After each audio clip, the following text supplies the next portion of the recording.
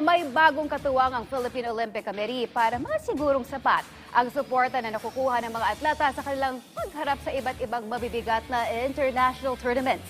Ang detalye sa ulat ni Tibet Raymark Patriarca.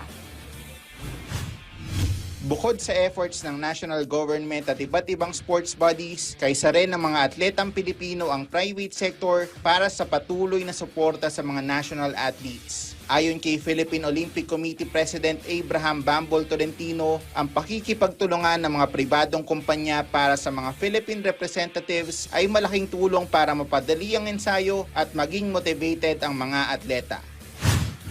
This will be a very great health boost in all of our preparations in the coming tournaments. Not only LA Olympics, but before that one, SEA Games, Asian Games, Winter Olympics, Youth Olympics,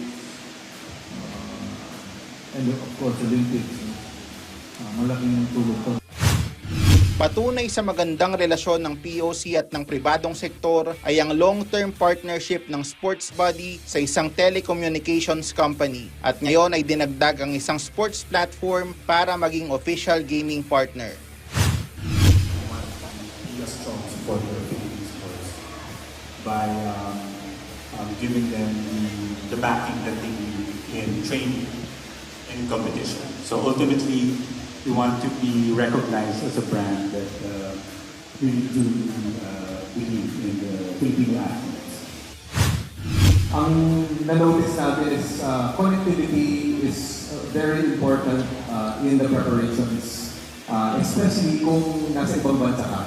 Right? So whenever they go abroad, we will be there to ensure that they are connected to each other, they are connected to their families, they're connected to their coaches.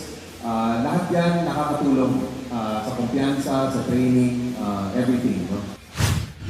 Samantala, binahagi rin ni Tolentino na puspusan na ang paghahanda ng mga national athletes para sa ilang mabibigat na kompetisyon, kasama na ang 3rd Asian Youth Games sa October at 33rd Southeast Asian Games sa December.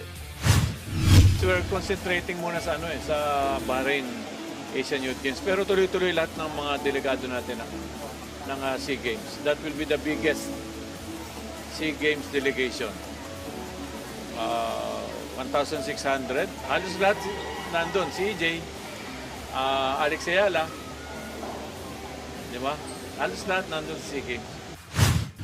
Raymark Patriarca para sa Atletang Pilipino para sa Bagong Pilipinas.